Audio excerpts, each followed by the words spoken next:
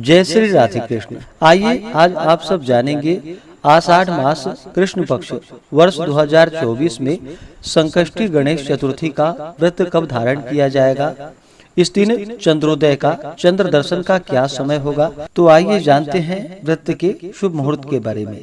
प्रत्येक माह की कृष्ण पक्ष और शुक्ल पक्ष की चतुर्थी तिथि के दिन गणेश चतुर्थी का व्रत धारण किया जाता है। कृष्ण पक्ष में पड़ने वाली चतुर्थी को संकष्टी चतुर्थी और शुक्ल पक्ष में पड़ने वाली चतुर्थी को विनायक चतुर्थी के नाम से जाना जाता है। यह व्रत भगवान गणेश जी को अति प्रिय होता है। आषाढ़ मास कृष्ण पक्ष की चतुर्थी को इसे संकष्टी चतुर्थी और लंबोदर चतुर्थी के नाम से जाना जाता है।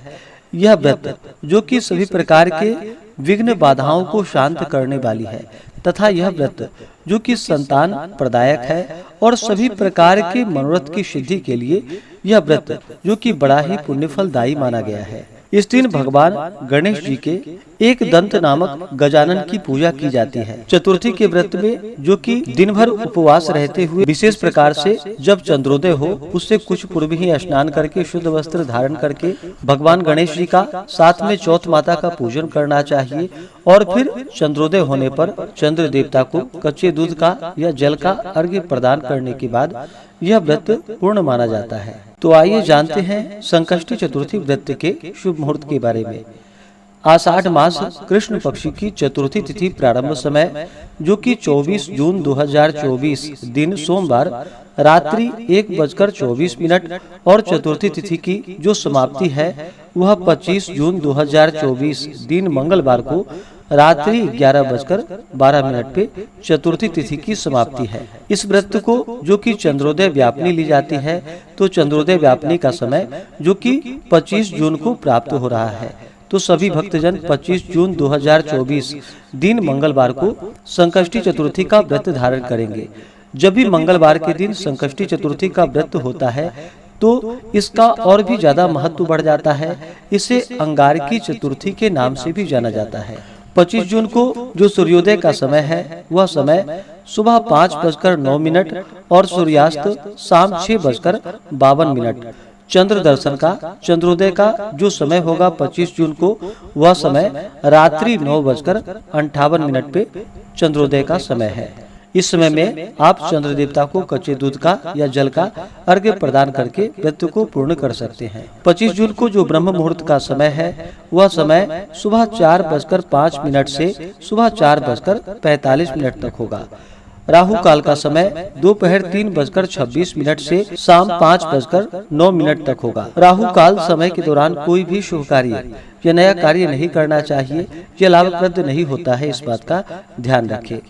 नक्षत्र जो कि श्रवण नक्षत्र होगा दोपहर 2:32 तक। उसके बाद धनिष्ठा नक्षत्र।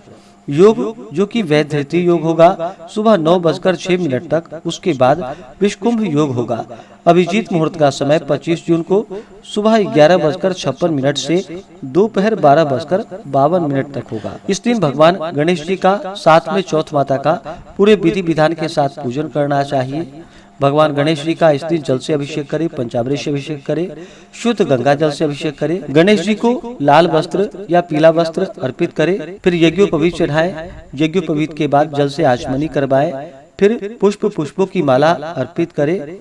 लाल पुष्प विशेष प्रकार से भगवान गणेश जी को अति प्रिय होता है तो इन्हें लाल पुष्प चढ़ाएं। फिर अक्षत अर्पित करे। भगवान गणेश जी को सिंदूर अति प्रिय होता है तो सिंदूर अर्पित करे। दुर्वादल भगवान गणेश जी को चढ़ाएं। उसके बाद धूप और दीप दिखाएं। अनेक प्रकार का नैवेद्य आदि अर्पित करे। विशेष प्रकार से लड्डू मोदक आदि का भगवान गणेश जी को भोग लगाए। जल से आचमनी करवाएं। मुख शुद्धि के लिए पान पत्र, सुपारी, लौंग, इलायची के साथ में अर्पित करें। भगवान गणेश जी को जब भी नैवेद्य का भोग लगाते हैं तो दुर्वादल डाल करके भगवान गणेश जी को भोग लगाना चाहिए। भगवान गणेश जी को तुलसी दल अर्पित नहीं की जाती है, इस बात का ध्यान रखें। इस प्रकार से भगवान गणेश जी का पूजन करें। इसके बाद फिर चौथ माता का पूजन करें। चौथ माता का जल से अभिषेक करें, पंचामृत से अभिषेक करें, शुद्ध गंगा जल से अभिषेक करें।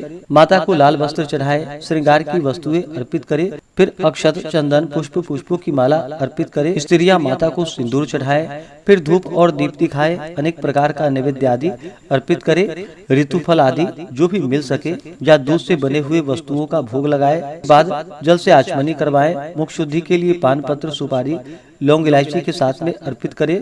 द्रव्य दक्षिणा चढ़ाएं। इस प्रकार से भगवान गणेश जी का चौथ माता का पूजन करके संकष्टी गणेश चतुर्थी का व्रत कथा श्रवण करें।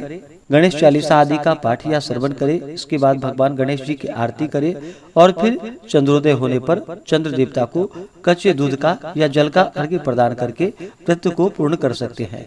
संकष्टी चतुर्थी के दिन जो कि दिन भर उपवास रहते हुए व्रत को धारण करना चाहिए। जो उपवास नहीं रह पाते हैं, जिनका स्वास्थ्य सही ना हो, तो एक समय फलाहार ग्रहण करके व्रत को धारण कर सकते हैं। रात्रि में चंद्रोदय होने के बाद चंद्रमा का पूजन करने के बाद फिर मीठा भोजन ग्रहण करें या हविष्यान्न भोजन ग्रहण करना चाहिए, जो कि जौ, गेहूं, मूंग, घृत, शर्करा आदि का प्रयोग करके भोजन ग्रहण कर सकते हैं।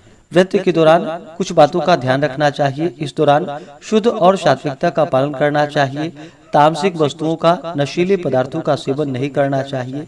इस दिन ओम गंग गणपतये नमः का जप करना चाहिए। इससे भगवान गणेश जी अपने भक्तों पर अति प्रसन्न होते हैं। अपने भक्तों के सभी प्रकार के विघ्न और बाधाओं को दूर कर देते हैं तथा सुख और समृद्धि का आशीर्वाद प्रदान करते हैं। तो आशा करता हूँ कि यह जानकारी आपको अच्छा लगा हो।